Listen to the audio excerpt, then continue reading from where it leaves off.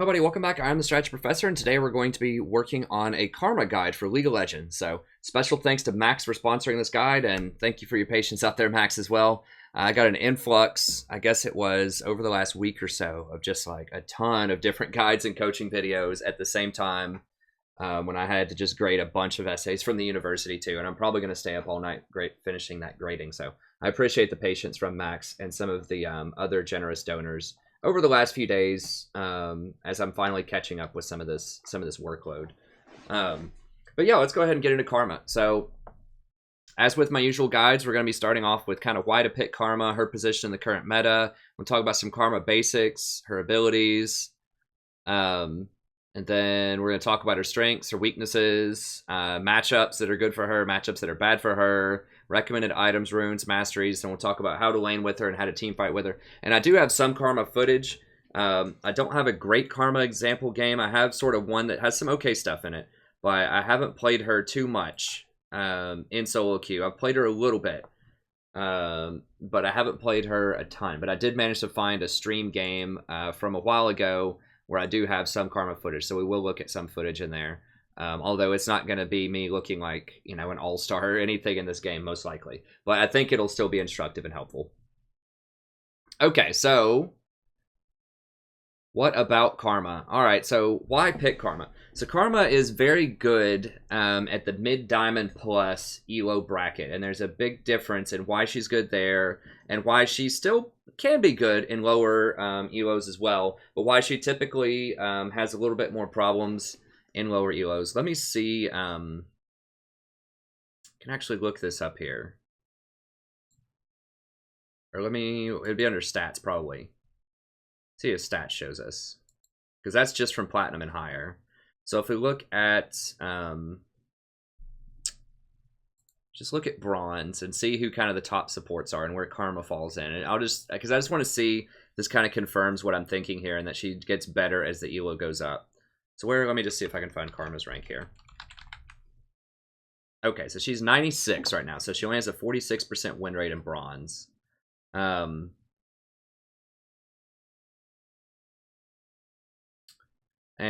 you know, some of the, let me see here. Zion's probably uses support. Sona's uses support in bronze. Blitz, of course, is going to be really strong. Leona, and then Janna. So Janna's still pretty high up there in terms of support. She's the what? One, probably 2, 3, 4, 5. So she's probably the 5th most popular support or so, or most winning support in bronze. So it's not that like utility supports can't be good in bronze. It's specifically about Karma's kit and the kind of coordination that it requires. So she's what? She's ranked 96th overall. So Janna is kind of like the quintessential passive utility support, and she still has a 50% win rate in bronze, which is really high. I don't understand how like the vast majority of champions have under a 50% win rate. I think this is because people in bronze 1 play silvers a lot, and that's got to have something to do with the calculus there. But anyways, let's see if that changes here if we go to silver. 98, so it's about the same, but her win percentage is higher, so it's 2 points higher, but she's still kind of low down the totem pole. We'll go to gold. 99, but it inches up.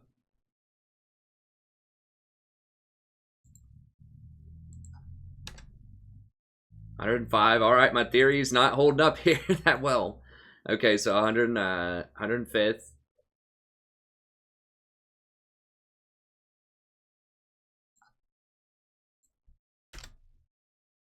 115th. And diamond. Now, I didn't check this before I recorded it, so we'll see. 88th, but we have a positive win rate.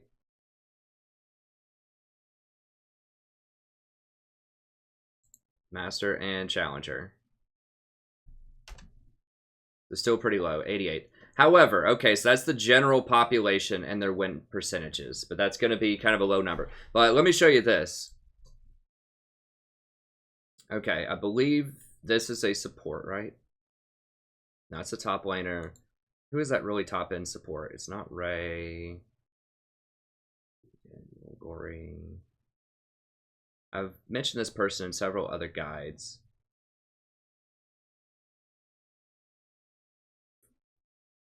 I have fallen down just a little bit here. Usually, this is just kind of on the fly. Usually I have stuff a little bit more prepared than this. Now, Seb Bernal is someone that a lot of people mention who's like a Soraka person. That wins a ton of Soraka games. He's an interesting case. I'll talk about him in my Soraka video. But anyways, one of the top end supports, and I can't remember the name offhand, but one of the top end supports, and I think there are several that have this in their arsenal, plays a lot of Karma. And certainly if you haven't really watched the Challenger scene, you'll see that in pro play that pros play Karma a lot. And so it looks like she's really, really strong. Well, why is that? So why is she really strong there, but then she's consistently ranked very lowly, at a very low ranking over the course of virtually every single bracket over time? And that doesn't mean that a champion's not good if they're ranked low like that. Like, Tom Kinch is almost consistently really low as well, and he can be very good in the right compositions. So just because a champion doesn't have a huge win percentage doesn't mean necessarily that it's a bad champion. But why is that? So her R plus her E is a great shielding and engage tool. So that's probably one of the best area of effect shields in the game. But it has a really long cooldown on it. Excuse me. Has a really long cooldown on it, because you have to have the R to make the shield. And we'll talk about this more when I talk about the abilities here in a second. But it's good. That's awesome. But while that's down, then you're pretty average to weak as a support. So your team has to be organized so that you can really leverage that shield on everybody, because that is a really, really efficient part of Karma. And that's really one of the only reasons you would pick her, is because of that R plus E interaction in a huge team fight. So you really have to get that right. So she's good both with and against team fight comps. So if the enemy has Rumble, if the enemy has like an Anivia or a Ziggs or maybe a Gangplank, there's any kind of area of effect damage that your team's going to have to run through, and that can be pretty good. However, she can struggle in skirmishes. So the Clown Fiesta, as people say, she can have a really hard time. So if everyone's just constantly fighting and getting picked off and just running around acting crazy most of the time, then she's not going to be as good, because she doesn't have a lot of great peel. The only thing that she has is her W to try to peel people, and it's delayed. And you have to stay in close for that to land. She has her shield, which can kind of speed some people up, but she really doesn't have that much crowd control. So she really just wants to Mantra E in a team fight and just hang back and, cast some shields and Qs. So it's really all about that Mantra E. Either you can use it in a good way with your team, or you're not going to be as useful as other alternatives. Another great thing about her, she has really good early game pressure. So she can get outscaled by other supports like Lulu, Janna, and Soraka, but she has a much stronger early game. Her level 1 with that Mantra Q does a lot of damage, and just her constant Q hitting the back wave will push in a tower very quickly. And so this is why a lot of pro teams really enjoy having Karma, because they can constantly push the lane really hard, and then later on, when they need it engaged, they just press R plus E, and it just has a huge shield. Also, she's very good on really low gold environments. So if there's less gold in the game, less items, then she's going to be even better, because she has such a strong base shield, mantra shield. Whereas, once Lulu and Janna start getting Redemption, Locket, Ardent Sensor, they're going to outscale her much. I don't know what is my problem with commas on this document. They're going to get outscaled. They're going to outscale her most likely, except in really quick burst team fights later on, because Lulu's going to give that extra attack speed to the AD carry. Janna's going to give that extra AD to whoever needs it. Soraka's just going to put out way more healing over a very long team fight than Karma will with her shields. So the base shield value is pretty low with no steroids, and that's what puts her behind a lot of the other S-class supports as the game goes on. So Karma's very good early, but you need to leverage that pressure early and really be able to close the game out. So a common meta position where you would pick Karma is Lulu has to be banned. First of all, if Lulu's ever up, this is patch 7.8, Lulu's ever up, you have to pick her if you can play her at all. If you can't play her, you need to get someone on your team to ban her, because she's a real menace. I have a Lulu guide as well if you want to learn how to play Lulu. There'll be a link to that in the description of the video. So if Lulu's banned, if your team needs more engaged than Janna, so if the enemy team has like a Twitch or a Kog'Maw and you have an Ezreal and your team's just going to have to run in there and get that Kog'Maw or they're going to die. Maybe you have an Olaf on your team or a Hecarim or a Darius or a Nasus, just something that benefits very heavily from having that speed up. Then that can be really useful. Or if you're the best one is if you're against an AoE composition. So you're against someone, you're against like a team that has like, you know, like I said, Rumble, Anivia, Ziggs, maybe a Mumu, just things that are going to do a large amount of Victor, things that are going to do a very large amount of area of effect damage. That's where you really, really want to have that Karma shield. So Rumble's probably the most obvious one in pro play that you'll see. If someone has a Rumble or they could pick a Rumble, then there's a good chance that the enemy team's going to pick Karma. Okay, so Karma in pro play is like Janna is in solo queue that I recommend. It's just a nice, safe pick in really high elo in pro play. Good, safe pick. Great laning pressure, which Janna doesn't have. Janna's good at the Fiesta instead. But it's just a good, safe pick that you can pick in almost anything. It doesn't have a lot of really hard counters to it. So that's primarily why they pick it. Okay. So let's go ahead and look at the Karma basics here and see what's up with her. So she's low range, so 525. So that means you're not going to be able to get off very many autos against long range champions. So you're not going to be able to walk up and auto that Caitlyn very often, or you're not going to want to walk up and try to auto the Zyra very often. It depends. Like sometimes you can sneak in some autos, but that low range makes it a little bit more difficult. She also only has 8.5 mana regen base, which means that her mana is going to regen a lot slower than someone like Sona or someone like Janna. So you need to be careful not to spam all of your spells. So for example, you don't want to constantly, put a shield on yourself with your E, run up, like mantra Q somebody and then W them for a trade in lane, because that's just going to be way too much mana that you're going to use on that. You want to, most of the time, just hang back and just spam your Qs on people and just save your W for defensive purposes and your shield for defense. Like, I would not recommend shielding yourself and trying to walk up an auto. It's just going to be too much mana for too little reward, typically. And you need to have that shield up for defense, not only to protect your AD carry from getting hit in trades, but also to escape if the jungler shows up, because you don't have very many escapes in your kit. All that you have really is your shield, and you just have to try to run out of there.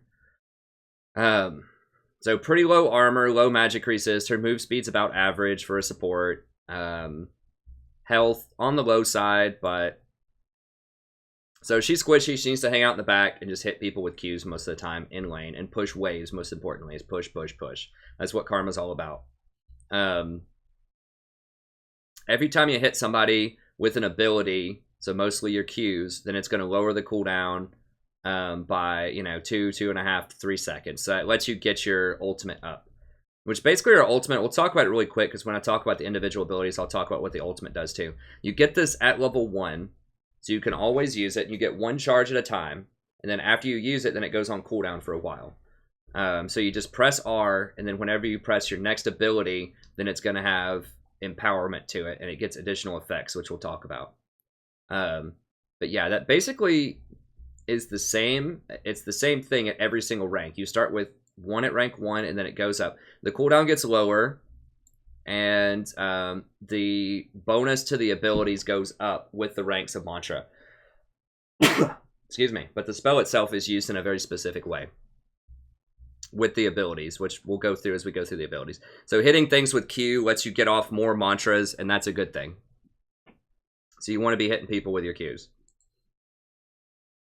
Okay, so with your Q, Jesus, sorry, I hadn't sneezed like all week, and then all of a sudden I've got all kinds of sneezing going on. It's probably this lack of sleep and nutrition is wearing me down, but we will push on. Okay, so your Q is one of the best harassment tools in the game early on. It's very, first of all, it has a really long range. The 950 is a very long range. It has a pretty thin hitbox, but if you practice it enough, you can get some pretty decent hits. It also explodes in a small AoE when it hits people. So, does it say the range? 150, so not huge range, but it's okay. Which means you can shoot it at the back line of creeps, and it'll hit all of them. And that's what lets her push so well. So typically, if the AD carry is standing near the back line of creeps, you need to throw this and not only try to hit the AD carry, but hit the creeps. And if you hit it to where it explodes, it's a lot easier to hit because that explosion radius is going to have a larger hitbox than just your thin little skill shot that would pass through. So you actually have a better chance if they are standing next to a creep. You have a better chance of hitting them if you just fire it at the creep rather than trying to hit them directly with it most of the time. In addition, even if it doesn't hit them, it's still going to push the wave, which is mission accomplished. So that's what you want to do as Karma. Really low cooldown. It's not part of your defensive kit at all. So that means that you can just spam this without any repercussions, basically. So if they try to go back on you and fight you while this is on cooldown, it's not going to be that big of a deal. Like, because it's going to come back up shortly anyways, and you still have your W, which is your root, and then you've got your shield to help people. So unlike some other supports where if you use your main harassment tool, then you're going to be weak for a little bit. It's not really the case with Karma. You can just spam your Qs and you'll be fine most of the time. So it does slow people down by 25% for 1.5 seconds too. So this would be pretty good with maybe like a Jhin or a Caitlyn or just somebody who wants to hit a skill shot against the slowed target. That could be pretty good, like a Caitlyn Q or a Jhin W. So that's helpful. If you hit invisible things, it'll still hit them and explode, but it doesn't reveal them. So does pretty good damage. So only 50 mana for 80 damage is pretty good. And then once you level it up to tier 3, which I recommend at level 1, or in the laning phase, get 3 points, and you get 170 for 60. So it doesn't cost that much more mana when you level it up, and it does quite a bit more damage, and the cooldown goes down quite a bit. So that's pretty powerful.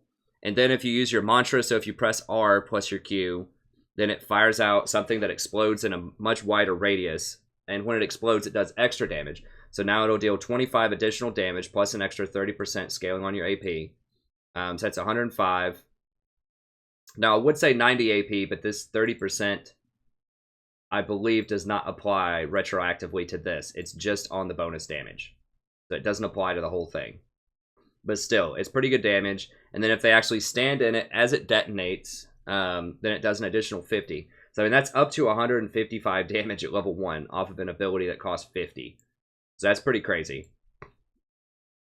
And then, of course, at the maximum, like, super rosy scenario, you know, it can deal 400, what's that, 525 plus 260 is like 785. It can deal 785 damage with no AP if they sit at it for the whole time at max rank. So yeah, that's pretty powerful. Rumor has it that's pretty good on a support. So, you know, the Mantra Q can definitely do some damage. So you want to be using that virtually every time it's off cooldown in lane. You want to be trying to hit that Mantra Q on the AD carry if you can. So that's pretty much it. It's a good harassment tool. You should get 3 points in it in lane. And yeah, I don't recommend doing much more than 3 in lane. And the reason is you need that shield in the mid-game team fights for your Mantra E, which we'll talk about here in a second. But it's really important to get that shield value up. So her harassment is good. But once people start getting a little bit of lifesteal, everybody builds Bork. This is part of why Karma has a hard time in this meta too in solo queue. Everybody builds the Bork. And so they're going to be healing back through a lot of your damage early on. And so once they, you know, complete that bilge water, it gets harder and harder to make your harassment stick. You're just going to be pushing waves. You're not going to be doing a lot of damage to them. And so that's the point, you know, around level 7 where you want to switch gears and start leveling up your shield. Obviously, you get 1 point in each ability in lane, but then after that, you want to start maxing out that shield from 7 to 10 so that you're ready for team fights. Because Q is nice for poke in lane, but it's not going to be nearly as effective in big team fights. Okay, so that's the Q. Let's look at the W. This is pretty lackluster, honestly. Like, it's nice. Like, how this works is you cast it on somebody, it tethers them with this little... I don't know, you can see like this little line between you and that person. And if they stay within that tether range, and you'll get like a little range indicator so you can see what it is. Then they get rooted for, you know, somewhere between 1 to 2 seconds, depending on how much you level it up. And it can do decent magic damage. This might be an okay option for lane Karma. Like if you're like mid lane Karma or something, because it's got a 90% AP and 260 damage. So that's actually pretty high.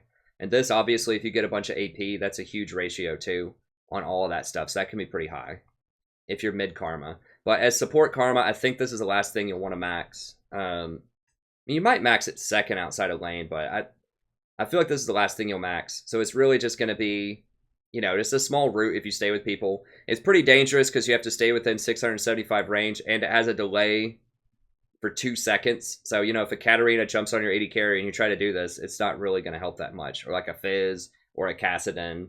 They're just going to get away, 1, and then 2, they're going to kill the person before this 2 seconds goes off most of the time.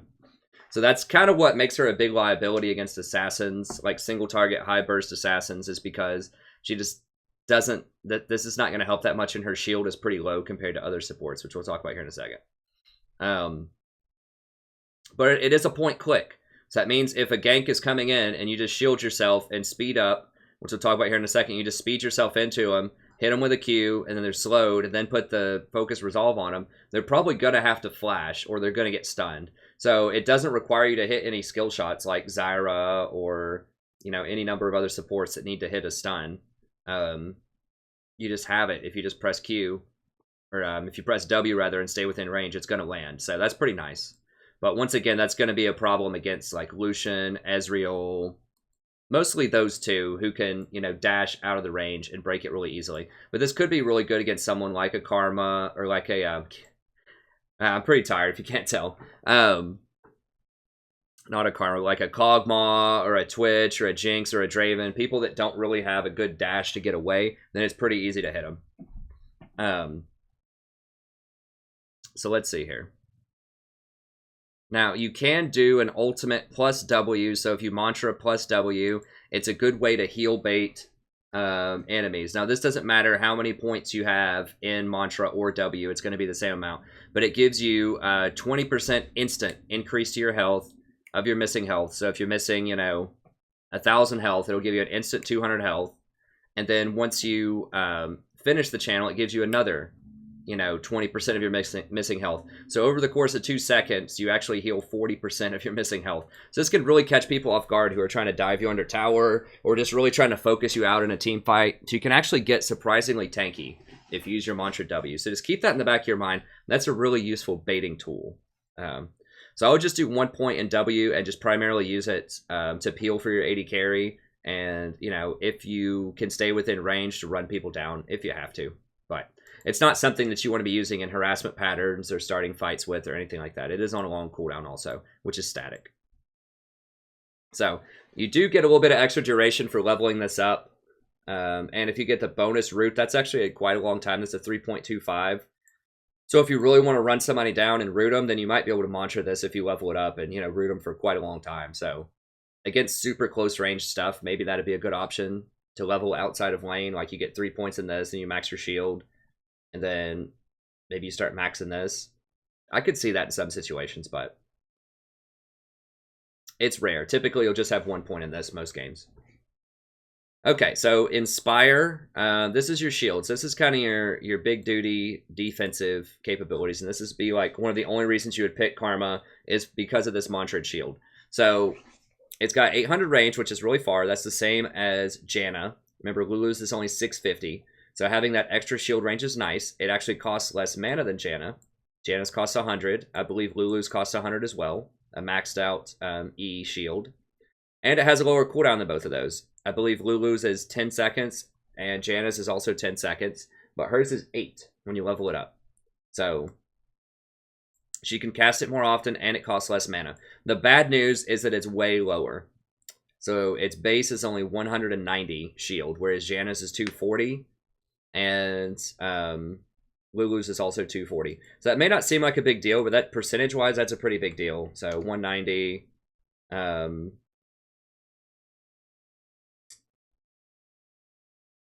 No, 40, 50. 50 divided by 190. So yeah, I mean, that's 26% more shield is what Janna and Lulu have. And keep in mind that that also is going to be important with scaling in terms of plus shielding and healing. So it's a low base number, and because it's a low base number, then it's also going to not benefit as much from plus healing and shielding. Now, that's just the normal shield, though. It does give a really nice movement speed, although it only lasts for 1.5 seconds. This is a good little burst of speed just to get people out of hot situations or to help them catch up to other people. So it is pretty nice for helping people zip around the map. Now, this is the real reason that you pick Karma. So, the Mantra E. So, this puts you shield the main target for a huge amount, and it shields all allies for 50% of the amount, and gives everybody the bonus movement speed. So, the bonus movement speed remains the same. It's really nice. So, basically, you can boost everyone in for, 60% at level 11. Run them in there. That's really strong for engaging a fight. However, at level 11, which would be 150, you get an extra 150 shield. So then all of a sudden that turns to a 340 shield on your main target, and then everyone else gets 50% of that. So I went ahead and did the math for you there. That's a total of a 1,020 shield. So that's a massive shield. And if you have plus 20% shielding, which you'll have with Redemption plus Wind Speaker, then that's 1224. So that's really massive. And don't forget the Wind Speaker buffs, the bonus armor, and the magic resist applies to everybody that gets that shield. So that's really, really, really strong in a team fight. But remember, that shield only lasts for 4 seconds, and it basically goes on a 30-second cooldown because your mantra has a 30-second cooldown, roughly. Give or take. If you land some more Qs in fights, you might be able to get it down to like, 20 seconds or something if you're just hitting every single Q. But it's probably only going to go down once per team fight. And remember, CDR might actually affect this. Usually this stuff will stay static cooldown, but I don't think it does. So that actually could be pretty good if you have good CDRs. So let's say that you get up to let's see, you get 10% off of you get 5% off of intelligence. You get 7.5% off of your runes if you do CDR blues. So that's 12.5, and then you would get 10% off of redemption. So that's 22.5. About 23%. Of 39. What's that? 77.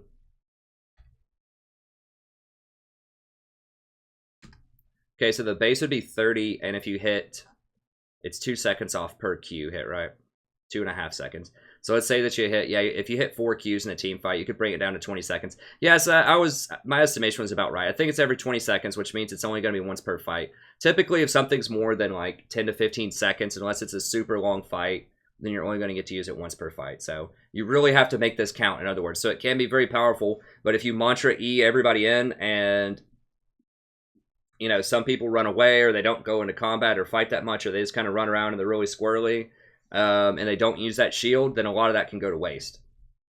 So, you can use it for engage, but the best way to use it is for the counter engage. So whenever they are going to put a lot of damage on you, whenever you see that Ziggs bomb coming in, or whenever you see Rumble drop his ult, whenever you see Victor, he's running up, or Annie, she's running up with her Tibbers, she's about to Tibbers, that's when you want to do it. So you can use it to engage, but it's going to waste a lot of your shield if you do that. So, you want to save that for when there's a lot of heat going down, and you want to be able to soak that maximum amount of shield.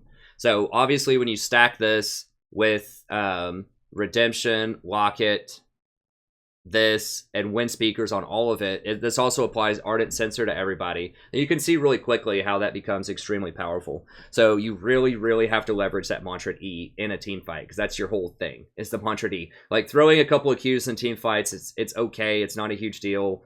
Grabbing somebody with the focus resolve is okay. But it's not going to have nearly the impact of like a Lulu W crowd controlling somebody for 2.25 seconds on a point click. Or using her W to give someone, 45% attack speed and 30% move speed for 4 seconds.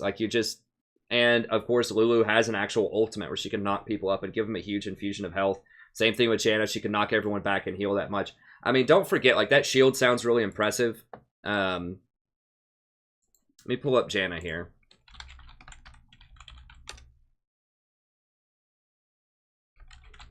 I know this isn't a Janna guide, but it's just for comparison here. If you compare Janna's ult at level 11, that's 150 per second. For 3 seconds, that's 450 per person. Janna's healing for 2,250 per second with a 150% ratio on it. So yeah, I mean, Karma's, Karma's Mantra E sounds really baller. It's like, oh, it's like 1200. It's a lot less than Janna. However, it also speeds people into fights, and you get to press it, and it's an instant shield, whereas people have to stand in this the whole time. So that's what I'm saying, where it's like you need to use this very, very well in a team fight. You need to hit everybody, and it needs to soak that entire shield. Because even if Janna, like, only hits half of that, then she's still equaling Karma in terms of, overall damage mitigation. So even if Janna only hits, 2.5 people, like 2 people for a full duration and 1 person for like a half a duration heal, then she's still matching Karma. So you really have to use that speed and just that instant ability to prevent damage. Because Monsoon's not going to help if someone gets one-shotted, by an Annie Tibbers, or if they're already taken super low by a Rumble ult or something like that. That's where Karma comes in. That shield prevents the damage from being applied in the first place. Also, the shield gets around Morellonomicon, because Morellonomicon prevents healing, cuts that in, half or 40% or whatever it is. But Karma's shield does not get prevented by that. So if half of Janna's stuff is getting prevented by Morellonomicon because the Victor just hit everybody with his ult, then the Karma shield's actually going to be just as effective as a full channel Janna ult. So there are very specific situations where you want to use it. And it's easier to use. Like I said, it's just point click on somebody, boom, everybody gets it. Whereas the Janna, you really have to coordinate it with people. So, other people have more options, or Soraka, has a lot of healing with hers as well. So there are a lot of good options out there, but you really need to be able to leverage that Karma option and use this well. If you can't use this well consistently in a team fight, either because you're goofing it up a lot, or because your team just won't group, like you just have a split push team and they just don't want a team fight, and you're just running around in skirmishes, and this is not going to be nearly as powerful. Although this is on a much lower cooldown, which needs to be mentioned. I mean, that's a big deal too, and that Janna's is, going to be 135 seconds, whereas Karma's, as we just talked about, she can do that every 30 seconds. So she can run around to, some smaller fights and use that a lot. But you only get to use it once per fight, typically. Okay, so you definitely want to max your E level 7 to 10, and try to combine it. Don't overlap your locket and your ultimate, which is basically your R plus E. You want to do your R plus E first. That's the lowest cooldown. Wait for a lot of that to get absorbed, then lock it, and then if your team's still taking a lot of heat, go ahead and cast the Redemption. Then that way you have your E shield. They eat through all of that. They eat through all your locket shield, and then they get hit with the Redemption. So it makes it almost impossible to tear through with a team fighting comp here. So, and I just talked about how you can use R in all those good places. So it's a good ability, but it doesn't do anything that flashy. It just enhances your other abilities. So that makes it very strong early on, so you get it at level 1, but it does fall off compared to some of the other abilities because you basically still only have 3 abilities, whereas most other people get 4. Okay, so she's excellent at teamfight shielding. She has very strong pressure early game. She's great at scaling with shields for quick fights. So if you're just going in, you're just going to pound them really quickly. She's great at that. She's a little bit worse at longer fights. She has excellent area of effect for teamfight composition. She has good mobility for both herself and her allies. So that's pretty good. So the key word here is team fight. Team fight, team fight, team fight. Either the enemy wants a team fight, or you want a team fight, or both want a team fight. That's why you would pick it. So lots of area of effect abilities and pretty swift engagements. All right, so her problem is she has very limited crowd control. So if you're against a Fizz, Kassadin, LeBlanc, Ahri, any number of these very high damage, high mobility, mid laner, assassin type of things, it's going to be a problem. And those champions are becoming very popular right now. So you need to be very careful when you pick Karma. She's less effective in long fights. So, if this fight's going to last 15 seconds or so, and you're only going to get off 1 mantra E, your shields aren't going to mean quite as much as Janna shields or Lulu shields. So if you don't have the mantra E, then you're hugely vulnerable. You're not going to be nearly as powerful as other supports for that window while that's down. So she's less effective in frequent skirmishes. So the Clown Fiesta, because of what I just described, you really want that shield to affect the maximum amount of people when you're fighting. And now it does come up pretty quickly, so that is pretty nice. That's kind of Fiesta-ish. That's Fiesta friendly. But still, you still want to you know, primarily use her in a team fight comp. Okay. She has very limited escape. She basically shields herself and tries to run out. Obviously, that's going to be a big problem if they have a lot of lockdown crowd control, or if they come up behind you and flank.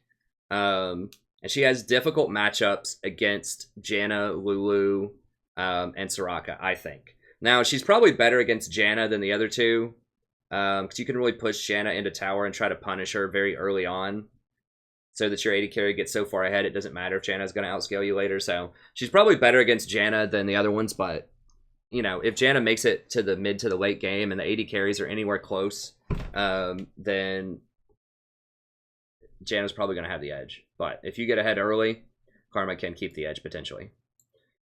Okay, so she's good with Sivir. I mean, this is a very classic pick. This is probably the most classic combination with Karma because they both have speed up abilities and they both want to do team fights. So all those, all of Sivir's boomerangs can bounce around. They both have really good wave clear, really good push early game. So if Sivir ever comes back into the meta big time, which I'm not sure if she will, we'll see. I mean, what's up with Sivir?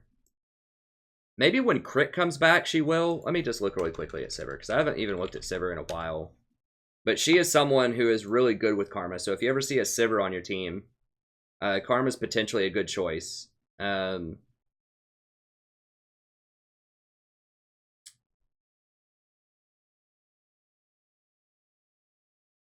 yeah, so she gains movement speed when she damages somebody with... Okay, so that lets her kite. So, I mean, Sivir might be good against tanks. We'll see. Boomerang Blade, yep. Still wave clears really quickly. It can critically strike, and it resets her auto attack. Pretty good bounce damage, although a little bit lower. This is what makes Sivir good, or has historically made her good in the recent past. I think we're in a Sivir meta, not last winter, but the winter before that. So winter of 2016, I think, was a Sivir meta when she was really good. So Sivir's primarily good with teams that have tanks. So if you have two tanks that really need to engage and get close into fights, like Olaf, Sivir's very good with Olaf. Sivir's very good with Hecarim. There's people that want to run in and do a team fight composition. So we might very well see that in 7.9, potentially, where you'll have something like Olaf and Mundo will be on your team with a GA and a Gargoyle plate, and you just want to run up, get them into the fight, and just beat the daylights out of people. Then Karma might be a really good combination for that, just running people down, especially if Talisman becomes a really useful support item again, which it might with some of the quest items that they're bandying about. So we'll just have to see how it unfolds, but Sivir might come back into the meta, especially when they nerf Blader and King. I'm pretty sure they're going to do that in 7.9 also, and they bring back Crit. So if Crit gets better, if Wave Core is really good, and if tanks are in, then Sivir's going to come back. And if Sivir comes back, that means Karma is going to come back. Because Karma is classically very good with Sivir. Because they both do the same thing. They amplify each other. They speed everyone up. They want to get into team fights. They both have really good wave clear. So Sivir and Karma is the ticket. If you've never seen a Karma with Talisman of Ascension, plus a Sivir ult, plus Karma's Mantra E, I mean, you can close the distance on somebody, like, instantly. Like, you can just cover a whole screen length in like 2 seconds. It's super, super fast if you've never seen that before. So I think they nerfed this a lot, and that's why she fell out of contention back in the day. But, you know, it might be her time to shine again sometime soon. And if she does, Karma's going to be your hookup with her. I think Draven's pretty good too, because Draven also naturally likes to push. He has enough just raw power in his kit that it's okay if you fall behind a little bit later on. Because he's just so strong. I mean, he's the best AD carry for solo queue right now, I think, by a long shot. He's so good. Caitlyn, pretty good as well. Caitlyn pushes. Caitlyn can kind of take care of herself, so she doesn't need a lot of peel, and she doesn't need a lot of crowd control. So, pretty good with Caitlyn. Caitlyn's good with just about anybody, but that's a really nice harass lane where you can just beat the crap out of someone like a Twitch or an Ezreal in lane really easily with that combination. And of course, she's good with the big tanks that just want to get in there and fight. So Olaf, Hecarim, Mundo's becoming more popular as a counter to Rumble. So if the enemy team has Rumble and you pick like a Mundo on your team with Karma, that's going to be really rough for that Rumble in a team fight. Because Karma's going to shield all the damage, and Mundo's just going to go in there and just destroy him. Okay, So she's good against Zyra. She can outrange Zyra, and she can heal through most of Zyra's damage in the mid to late game. So if you're against a Zyra, Karma's a pretty good choice. It gives you that extra AoE shielding. Very good against Rumble, which I've mentioned several times. Ziggs, which I've mentioned. And Graves, potentially, because Graves has a lot of AoE damage, too. It's just anything that's going to do a lot of area of effect. Maybe even like a Lux or something like that. She'd also be pretty good against that. So she's bad with like Kog'Maw, Twitch, Jinx, and Lucian. Like, it can work with these champions, but they don't really push that well typically. They have kind of a hard time early, and at least with Jinx, Twitch, and Kog'Maw, they what did I say? Push. Don't have. Oh, they need more peel in the late game. So shielding is nice, but that's not going to stop, you know, people from dogpiling on top of this Kog'Maw later on. You really need something like a Janna with these two, probably, or a Lulu. Just something that has a little bit more peel, a little bit more protection. Janna's more, or Karma's more push, offense, team fight, and these are more like just protect the super hyper carry and fight. Okay, so it's bad against Kassadin, Ahri, Katarina, Riven, and Twitch. So anything that's highly mobile assassin where your W's not really going to stop them, and they're just going to have enough persistent damage to just cut through your shield eventually. They're really good in sustained engagements. Then that's going to be a problem. So I recommend the standard suite of items: Mobility Boost, Redemption, Locket, Ruby Sightstone, Ardent Sensor. You can try to do Ardent Sensor instead of Locket in there earlier if you want to. I still recommend Locket, but Ardent Sensor is definitely a possibility. Your runes, I recommend 9 armor, 9 health, 9 AP, and then 2 armor quints and 1 AP quint. So she's already kind of fast with her E, so you don't need the move speed quints as much. And she does scale pretty well with flat armor early on because you're such an early game powerhouse with your poke. Now, if you're against kind of an easier lane that's not going to auto-attack you back, maybe you're against a tank and an Ezreal or something like that, then you can go for Magic Penetration instead of this other stuff, and it'll help you early game out instead of the armor. And then I think you want to go Wind Speakers. I've seen people go Thunderlords, but Wind Speakers is just vastly superior in the mid game. And I did some math in my 7.8 video if you want to check that out. It'll be linked in the description that talks about why Wind Speakers in general is better than Thunderlords in virtually every scenario if a champion can use both of them. Can benefit from both of them.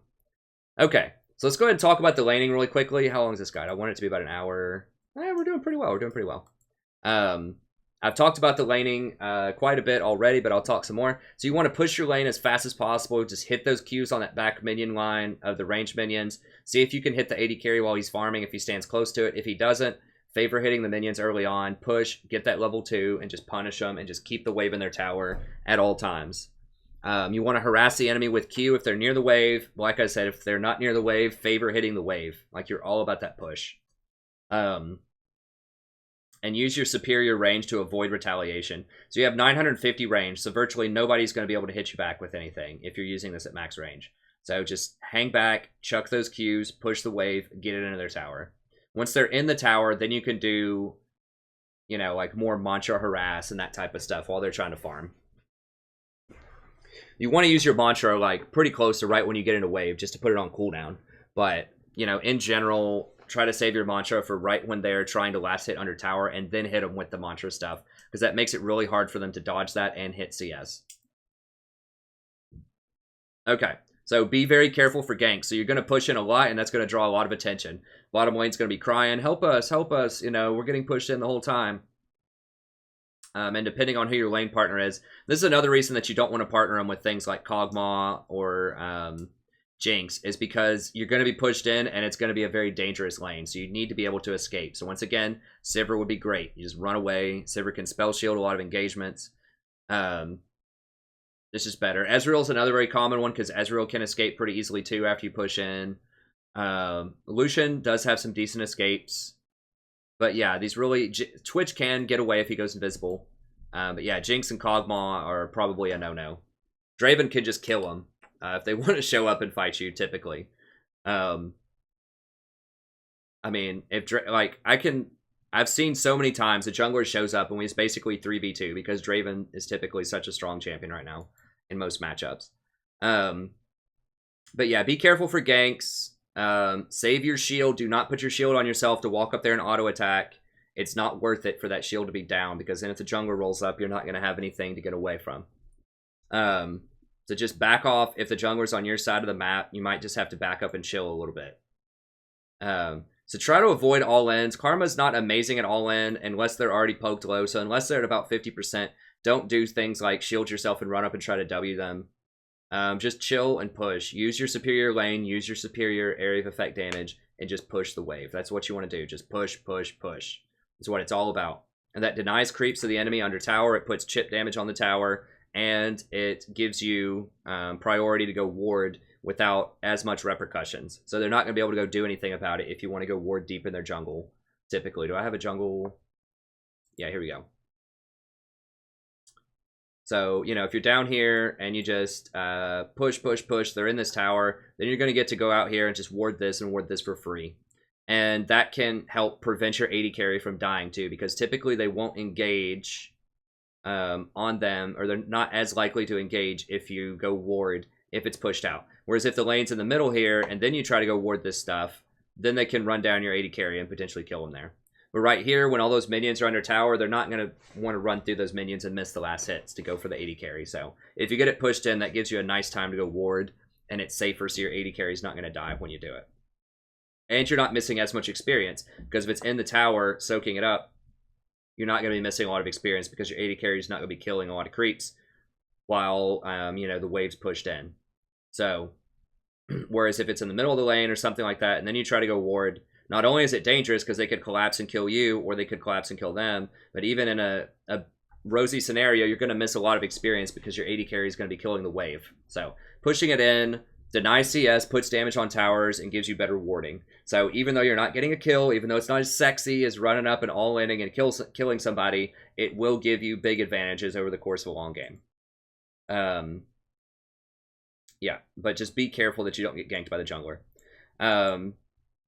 If you're low during an all-in, so if the jungler does come and they do want to fight you, use your mantra, use your R plus your W to heal yourself. Remember that heals for 40% if you stick it. So the first part will give you 20%, and then after they're stunned, that gives you another 20%. So that's a good way to get out of some tough situations. And then get fairy charms when you back. So your first back, depending on how much gold you have, if you have about 800, which is pretty standard, you can get the full Sightstone if you want, which is also nice. But also consider, depending on the lane, just getting a ruby crystal and then like 2 fairy charms and a rejuve bead. That's also 400 gold. And that'll give you a lot more pressure in lane. It'll give you more mana to push. You can buy a control ward as well, so that'll give you something. They're not going to be able to go clear it out. So, you know, if you have a control ward, where'd that go? Here we go. If you have a control ward like right here, or even if you put your control ward up here, like put a control ward in this bush, and you can just keep like a normal yellow ward here and just make sure they don't have that blast plant. Against a lot of junglers, it's going to be really hard for them to gank you unless they come through the lane. So it depends on the jungler. You know, if they have a Lee Sin or something, you might need to be a little bit more careful. Maybe you need to get a Sightstone. But if they have something like an Amumu, you know, just warding here and warding here is probably fine, as long as they don't have that blast plant. It's going to limit their jungle path. So I think that's probably a good buy. You know, if they do have a Lee Sin and you need that Sightstone, then you can get something like, if you have 925, just like a Sightstone Fairy Charm, and that could be good too. But that's something I've been doing lately, is just buying kind of the regeneration suite early, and all of that stuff builds into redemption, so it's not a waste. It's just a really efficient use of early gold if you don't need that extra Sightstone. Now, your warding count's going to be down a little bit at the end of the game, but it just depends. You just have to read the situation. But if you're really laying into them, if you just want a ton of extra harass, if you're just dominating the lane and you just want to throw more Qs, then getting that double Fairy Charm early could potentially be an option for you, depending on what's going on. So you want 3 Qs in lane for the harassment, and then once you get to level 7 to 10, you want to be maxing your E. Okay. And then we'll switch to the team fight here really quick, and then I'll show you some footage that I have. So wait in the back and shield for priority champion. So you can use it as engage once again, but it's going to waste a lot of your shield. So be careful. You want to wait for those specific AoE abilities. Right? So you want to wait on Rumble to use his ult. You want to wait on Ziggs to ult. You want to wait on Gangplank to ult. You want to use that to negate damage more so than engage. The engage is nice, but negating the damage is better. If you're trying to split it somewhere in the middle, you can maybe use your E to let the tank engage and then save your mantra E for the AoE. Now keep in mind, if you use your E to help your tank engage and GP drops that ult and your E's on cooldown, then you're going to be screwed. So, because you won't be able to mantra E. So I would say typically just wait. Just hang out in the back, chuck some Qs, and just wait for those abilities. Because typically most teams will not hold on to that. As soon as a fight starts, they're going to throw that Rumble ult. They're going to throw the GP ult. You know, they're going to throw the Ziggs bomb. People don't wait on that very often, especially at lower elos. They're not going to be thinking, there's a Karma there that might shield this damage. I better not do this. They're not going to be thinking that. They're just going to think, oh, fight, do it. And they're going to use their big ability, right? So just wait more. I think that's what a lot of Karma is doing correctly, is they'll just R plus E and try to run into a fight, and you start the fight with it, but then the shield goes down, and then all of a sudden they do all their AoE stuff. Now they might wait on it if they see that shield. So if you R-E somebody and Ziggs has an ultimate or Rumble has an ultimate and they see that huge shield, then they might actually wait. They may still not wait, but it just depends. Just read the situation carefully, but use your R plus E primarily to prevent damage. And if your team has an advantage, you can use the R plus E to engage, like I said. Use your W, save your W and Q for peeling for divers, and just make sure that you're using Redemption and Lock It where appropriately. It's a huge mistake. A lot of people forget to lock it, or they'll use Redemption too late, that type of stuff. Okay, let's go ahead and watch a little bit of this here. Now, in this replay, I think I'm about to get hooked here. I did have to blow my flash early because Blitz invaded, and I think I was reading a comment or something, so that's going to be bad eventually. But we're just pushing in early. My ward just came up. I should go over here and ward. I think they come at me right now before I can do it. Yeah, exhaust, so I know a gank's coming in. So I dodged the Blitz hook. I exhaust. But I didn't have my... What did I use with that mantra? I should have mantra W there. I'm not sure if I did that or not, but that's what I could have done. I still think I was going to die even if I did that, but that could have been useful. And my ward just came up, so that was unfortunate. And then since we're kind of behind in the lane, like the laning pattern changes, so I went ahead and got a couple of fairy charms because I just didn't have enough for anything else. So now they have lane priority, which sucks because Twitch is going to outscale Lucian big time. Yeah, and he's getting a pick, so he's not doing the Illuminati build. He's not going for the Blade and King, whereas Lucian is. So we've got a Vamp Scepter to a pick right now, and that Vamp Scepter is not going to help at all against Blitz because they don't have poke damage. People just blindly build whatever they want to build a lot of the times in games. So the lifesteal is unnecessary here because Blitz is an all-in burst champion. I mean, I guess it's okay if you get hooked in and then dashed out and you're kind of low. I guess that can help. It's okay. I mean, Blade of the Ruined King is good on Lucian. It's just some of these other champions, it is less optimal. Okay, so here we go. We've got back into position here. We're pushing them in. You need to just keep pushing. Now, Twitch doesn't have... there we go. So I hit him with that. Now, he doesn't have lifesteal, so any damage that we do to him is probably going to stick. He's probably running Fervor, too. Okay, so we just saw that dust, so that means it's time to go. So I speed him up so he can dodge. Yeah, so they're going to camp us. Kennon's pushing Renekton in, so they can afford to camp us. So we have to be careful, because Lee's just going to keep coming down here, because there's no other lane he can really gank right now. I mean, he could try to gank middle, and we don't have a lot of pressure because we have a Tryndamere.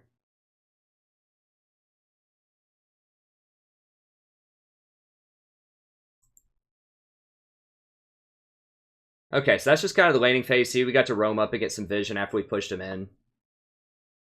And we've got some pinks down. They can't really clear those pinks right now. Okay, Lee's right there. Because we keep pushing them in. So that gives us good vision control over the river, finally. Even though we're kind of in a bad spot early on. We're just pushing this wave so much that they can't really go clear out those pinks. You got to watch out for Blitz. Like, you don't want to go up and try to pressure him under tower. This is not worth it. Doing a little bit of damage in exchange for maybe dying, like in one shot from Blitz.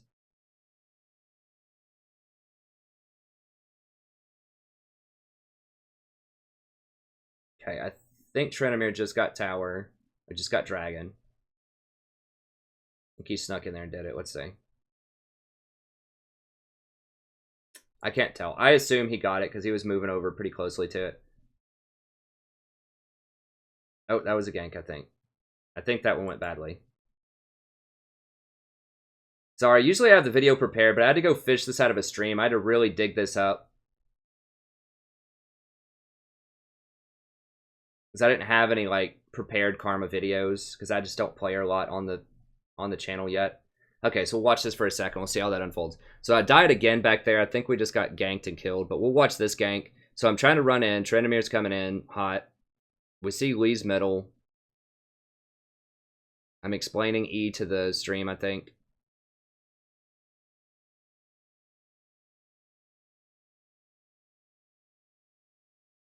Okay, so I'm Ian to speed myself up. I probably could have done that a bit earlier also.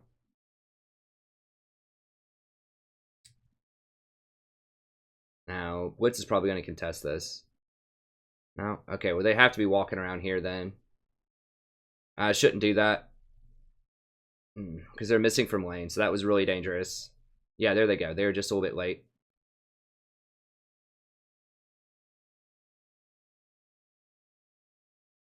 Okay, so we'll watch and see if we get a good team fight in here. I do have a team fight here in a second that I'll show you. We'll just see if we get a little bit more coverage of kind of a mid-game team fight. I have an in-game team fight pulled up here. But I'm trying to get this done so I can go do at least a few hours of stream tonight before I stay up all night and grade essays.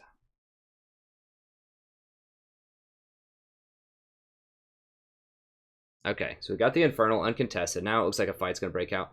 They can probably 2v2 us. I haven't seen the items, but Twitch is invisible. So I probably should not have mantra'd. I wanted to do that just to get us out of here. To get away from the Twitch. I mean, I guess that's worth it to speed us up so we catch up with the rest of our team.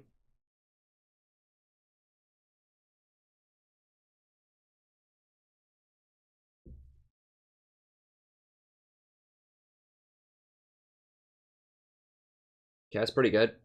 I think might be able to kill him.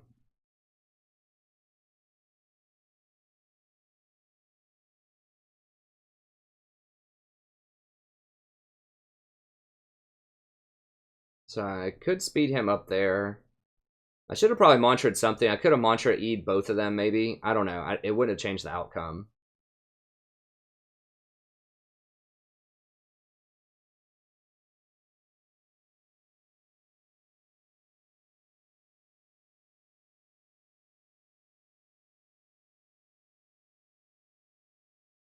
Okay, let's go ahead and go to an in-game team fight here. Let me see.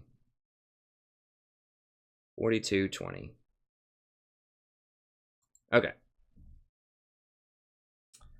Alright, so it's busting out. I've got my Redemption Locket. Redemption's on cooldown.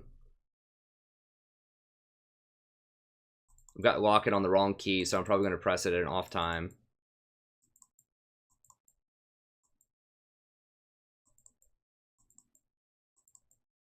So I see we're kind of ahead, so I'm just E'ing forward to try to W the rise. To stick him. I shield right when Kennen does that, so I do use my Locket on time. You see, everybody has the Locket shield. Okay, so I do get the root on rise, but then they all just turn away and don't kill him.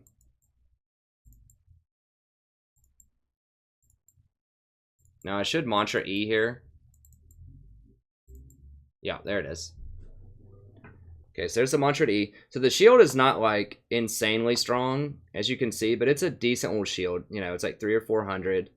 It does speed everybody up. Now Twitch shows up right while we're all shielded, so that's nice. It absorbs some of that. I don't have exhaust.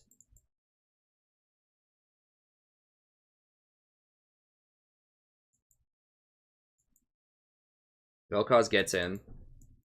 Still don't have Redemption or Locket, so I'm just, you see, I'm running back, hanging out, just looking for shields. I have to shield him as soon as that comes up. I think I already used it.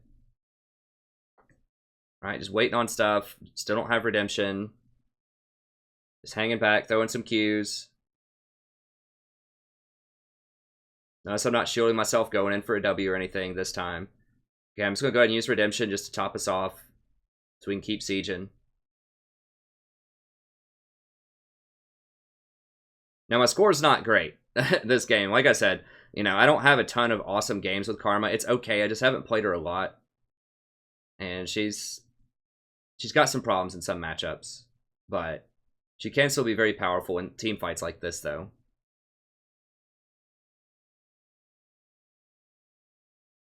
Okay, my locket's just about up. Shielded, where's going? My exhaust is up again, so I could exhaust somebody. Do I have Mantra E? If he goes in, I should probably just Mantra E here. Yeah, there we go. Mantra E.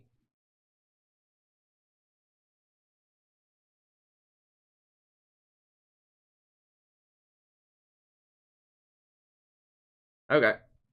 So yeah, we did get it. That was a really extended fight, so I got to, I think, Mantra E 3 times. That was pretty good. A really long push for the base. So overall, yeah, I think she's pretty strong in team fight situations in particular, and she has really good pushing to give you a nice advantage early on. You just want to try to get your group to gather up as much as they possibly can and use that Mantra E to prevent AoE damage. So you want the enemy team to have area of effect damage. So like Rumble, like I said, Rumble, Victor, Ziggs. I mean, Twitch to a lesser extent. He does a lot of AoE damage, but he's going to cut through that shield so fast late game. Lux. These are the type of champions that you would want to pick Karma into. So that's going to be it. Thank you very much. I hope you enjoyed it. Be sure to check out the guide playlist if you want to see some more guides. Let me see here. I can go ahead and pull up the channel. Show you around if you're new to the channel. So we do have some awesome guides. I just did a Recon guide yesterday. I've done Bard, Tahm Kench, Vel'Koz, Nami. Okay. Janna, Lulu, Zyra. So I've got a bunch of guides, and I've got some more on deck here soon. So I'm going to be doing a Soraka guide, Taric, Sona, and Leona very soon. And thank you to the people who commissioned those, and thank you for you know, being patient with me for a little bit. Like I said, I just got a ton of stuff, which is awesome. I love having all that stuff. But it was like people just swamped me with all of these awesome like requests and ideas. I also not only do guides, but I do coaching series. So I've got a bunch of those. We're doing more of those all the time. And then I do topical guides. So I just did a vision domination guide, an itemization guide, and a strategies how to do champion select. So picks, ban, dodges, and all of that stuff. This is super insightful, I think. I would definitely check this out because you just don't hear about this anywhere else. Like different theories behind why you should ban certain champions. And most importantly, something that I found really fun with that guide is figuring out exactly when you should dodge. And you should dodge statistically every day. You should dodge one game that has a 40% or less chance of you winning it. And that will save you, over the course of a year, about 2 divisions. So if you would have ended the year at Silver 2, then all of a sudden you would be Gold 5. So if you want to learn about that and a little bit more, and kind of look at a statistical and theoretical approach to the game, that's really good. And as with all guides, like I mentioned earlier on with this guide, I think I mentioned this, you can find the Google Doc in the description, and you can also find some awesome timestamps to help you navigate the guides. So I know sometimes they seem a little long. They seem very long a lot of times, but they're intended to let you jump around and just be as engaged as you want to be. So you can watch the entire, you know, 2-hour video if you want, or you can just tune in and watch 15 minutes and get a whole lot out of it. So if we click on this, for example, and let's say you just want to watch that dodge section that I just teased, you can just go down and watch the dodge section. It's just from 102 to 123. So if you just want to watch that section, that's just a quick 20 minutes. You know, if you just want to know about picks, like why should you pick certain champions, what are good champions to pick in different scenarios, well, that one's also about 20 minutes. So there's a lot of good stuff there. If you want to learn how to estimate your chances of success, you're like, okay, well, I kind of understand when to dodge, but I want to know how can I calculate my chances of success in a game? What are some different theories behind that? Then that's about a 30-minute section. So all of these are nice little chunks. Each one of them could be their own video. And I could make 4 separate videos and say, you know, make it part of a series and say bans, picks, dodges, estimating chances of success. And I could make people watch 4 different videos. And maybe I should, but I like to keep it all in one place because it's all related. It's all in one Google Doc. It's just a lot easier, I think, to navigate rather than to flip back and forth between all these different videos. And maybe you have to watch like 2 or 3 different ads instead of just one ad when you're going through them. And I just don't want to do that to you guys and gals. You know, I want it all to be in one place, easy to find, even though technically I'm going to get less views off of it. I don't really care. I just want to give you the best information that I can in the most accessible way that I can. So that's why I do that. Okay, although a lot of, not a lot, but some people have asked for me to break some of these up. So I might experiment and break some of them up in the future into smaller, 20 or 30-minute videos. We'll see. But yeah, lots of good stuff on the channel. Be sure to check it out. And then, of course, I stream every night starting around 8:30 Eastern Standard Time. I'm late today because I really wanted to finish this Karma Guide. But I will be starting that shortly. So anyways, thank you very much. Have a wonderful evening, and I'll see you next time.